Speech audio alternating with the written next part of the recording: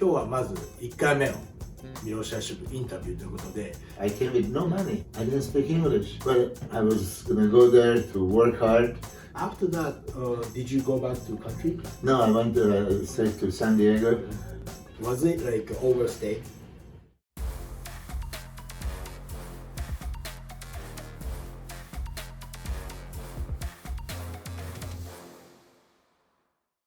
じゃあ日本でもおなじみのミロスね、自分が2006年から支持している、ミロスに今日は改めてインタビューという形で話を聞いてみたい。ミロスとはもう何年もの付き合いなので、いろんな話がミロスをもうボディビル博士もいろいろ知ってて、何年にこれが誰がやったっていう話をいろいろ面白い話知ってるんだけども、こうやって話してるともう1週間あっても足りないので、とりあえずトピックごとに分けてね、今日はまず1回目のミロスシャシブインタビューということで、ミロスはみんなも知ってる通りアメリカ人ではなくて、もともとユーゴスラビア、昔はユーゴスラビア、今セルビアなんだけれども、そこから来て、その時はまだアマチュアでアメリカに来てプロボディビルダーになって今の地位を築き上げた人なので、そのサクセスストーリーというかね、どういう経緯でセルビアから当時のユーゴスラビアからアメリカに来てプロボディビルになったかと、そういうところを聞きたいと思います。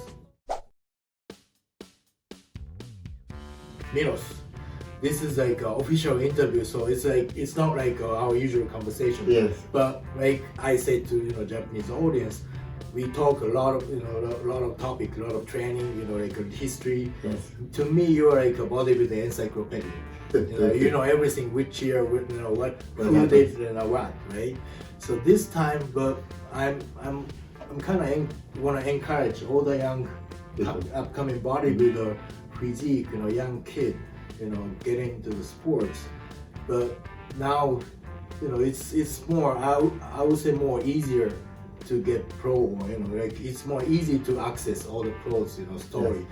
I want you to talk to them your story, how to come to America, how you became professional bodybuilder, how you create your career. Yes. Okay. First, I want to say hello to your audience. It's one of my best friends, and I always appreciate talking to you and to Japanese public. So we have a very similar stories, you and I. But I did it much earlier. Back in 1987, I remember there was an opportunity for me to come and compete in this Universe contest in Arizona, and I decided that no matter what, I have to go there because I want to pursue my dream. But let me remind it a little bit.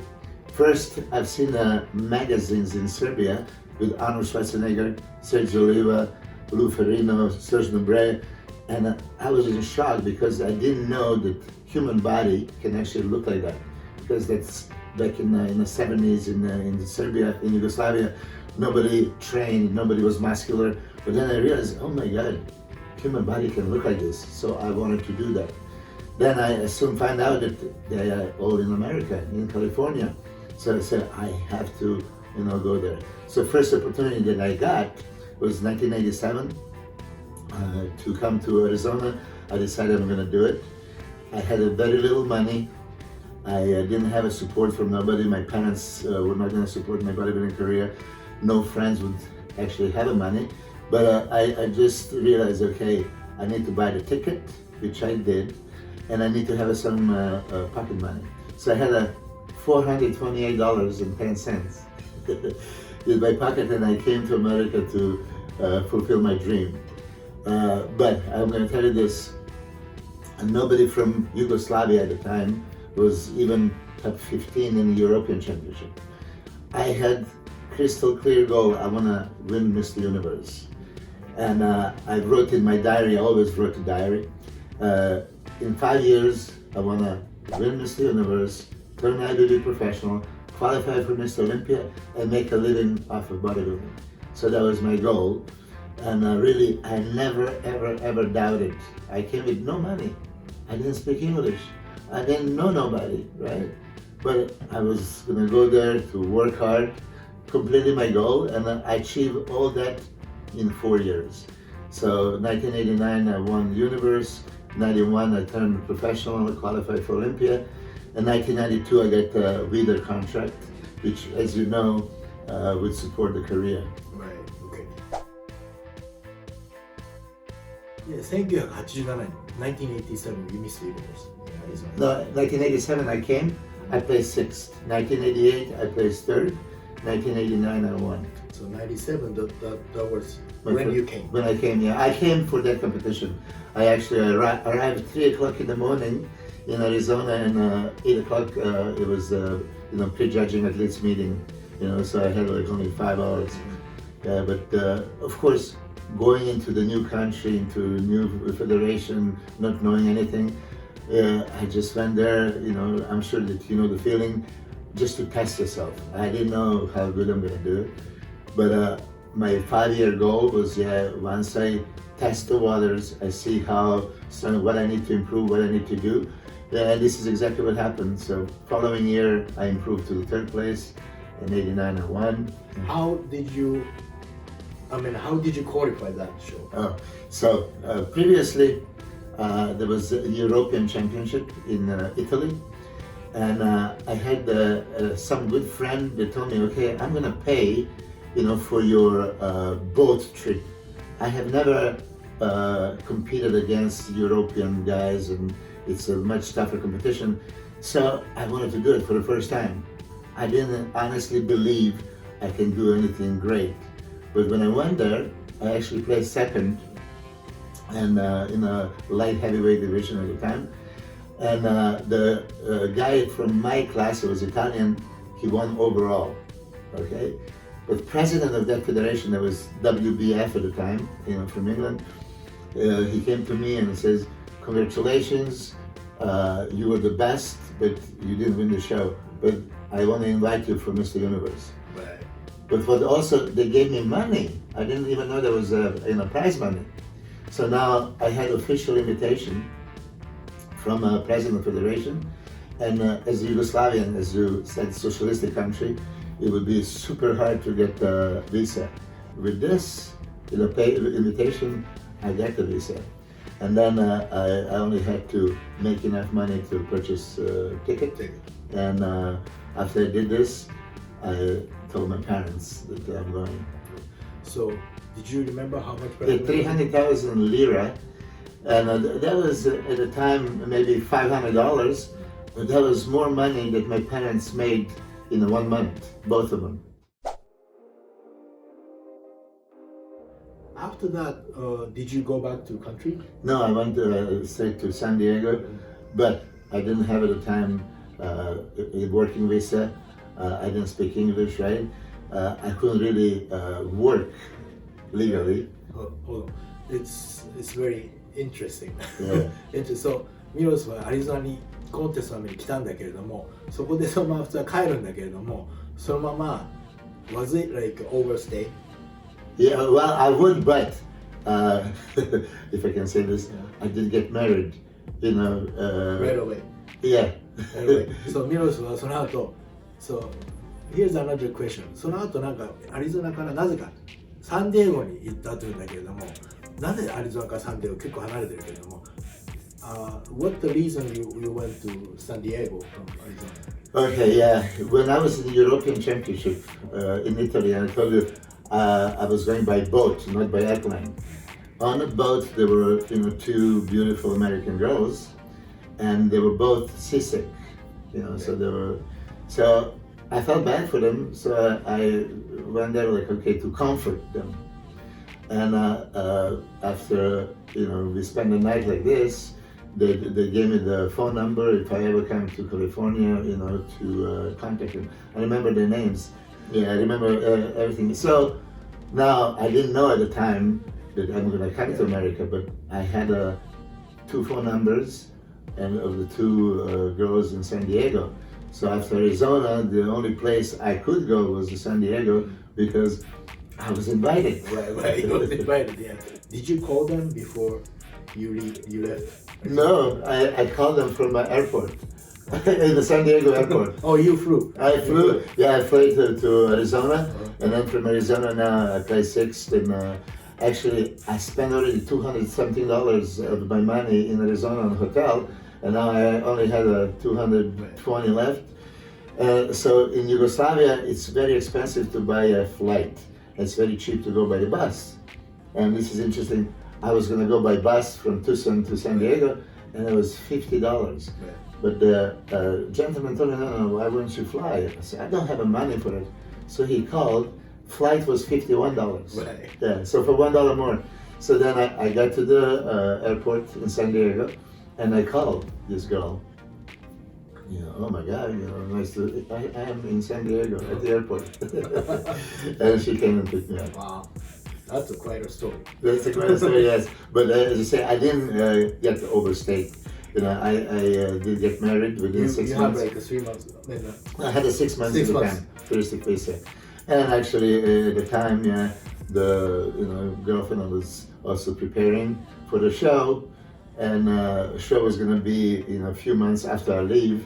I said, no, you can't leave, and then, why don't you just marry me? And so, that's, good solution. Right. So this is how I went. So, その時に I need to ask you, before that, what happened in San Diego? Because obviously you have no money now, Yeah. so you have to work. Yes. I had to work. Fortunately, it was Jack LaLanne's gym. Jack LaLanne is, famous. And they were hiring. So of course, when I went there, I was in Mr. Universe shape, 23 years old. At the time, somewhat good looking. And the manager immediately, as soon as I came in, I had one of those girls with me, to translate because I didn't speak English. But the manager was just talking, and I just had to say yes, and the girl was speaking for me. So I got hired, without the permission to work. Right. Yeah. But I got hired because the manager didn't even ask for my paperwork, even though I didn't speak English. She just wanted me to work there. So at the time I had like 4 days to learn a little bit of English. And so, okay, I'm going to be a trainer, so now I have to learn terminology. Push, pull, squeeze, just basic words. But fortunately, I got hired, and I got paid at the time on Social Security number of the lady. Right. It wasn't mine. How many days after you got into San Diego you started working? Less than a week. I got Wednesday, and then immediately applied for a job with Thursday, Friday, and Monday was my first day. That's crazy. It's a journey, but I chose to make it, and thank God it finished that Make way. it work, Yes. We made it work. で、その後に面白いのが、当時は6ヶ月観光ビザがあって6ヶ月入れたんだけれども、6ヶ月経った時にもう帰らなくちゃいけないなった時に、当時So was it your girlfriend or was it who was it? Yeah, it was girlfriend. Yeah, that I trained, so I said okay, and she needed me to stay, so I said okay. Her parents were against it, but we didn't care. 当時のガールフレンド、サンディエゴでいたガールフレンドと結婚することによってアメリカに6ヶ月その後ステイすることができたと。Then you competed again. I competed. Yeah, you competed again for that Federation. Yeah, actually, when I came 87, as you know, I always like to compete. So even 87, I entered some California shows, and 88 also NPC shows, and it was AAU. There was many different shows. So whatever was organized, I would do it. But my big goal was Universe. And 88, I only placed third. I still didn't win. I just posted on Instagram a few days ago that I was super dry, super ripped. That's the contest, but I didn't win. And then I gave it a third try in 1989, and I finally won it. And same in these years, 89, I did California NPC Championship. The Flex Wheeler won. He was light heavyweight, I was heavyweight. I placed fourth. I did Coastal USA in Atlanta. That was a very big show, and I won overall. I did like Las Vegas NPC, won overall. So I was competing all the time, but my goal was to get the Miss Universe. Once I got Miss Universe, that was not IBB Federation. I had to turn IBB professional, and for that I was supposed to maybe win IBB World Championship. But fortunately, I found out that if you are national champion, like you would be Japanese champion, and the Japanese Federation recommend you to IBB, they can accept you or deny you. So when the media, saw my pictures, and I said, oh wow, just have your president contact us. So I got the IBB Pro card as a Yugoslavian champion. Just like Dorian Yates was an English champion, Sonny Schmidt was Australian. So a lot of people, you were given the Pro card. As you know, back in the day, it was much harder to get the Pro card. Now it's much, much easier. But this is how I got it. 1998 you turned pro. No, I turned 1991. Oh, 1991. I mean, you won. You won 89. 89. 89. Then 2 years after you. Yeah, turned pro. yeah. The 1 year I didn't. I had some issues with the work, and I need to, focus more on work to make money. My father, in the meantime, also had a stroke, so I went back to Yugoslavia to be with him. So this is also why I didn't compete in 1990. But then 17 days before the San Jose Pro Invitational, I came back to America, and I said, I have an opportunity to compete. I live in San Diego, that's close by, and so I decided to enter on a 17-day notice. Yeah, I didn't plan because I was supposed to stay with my father. Right. I actually qualified for Olympia on my first pro show. Thank you, Milos. Thank you. Thank you very much. Pleasure. Bye. Bye.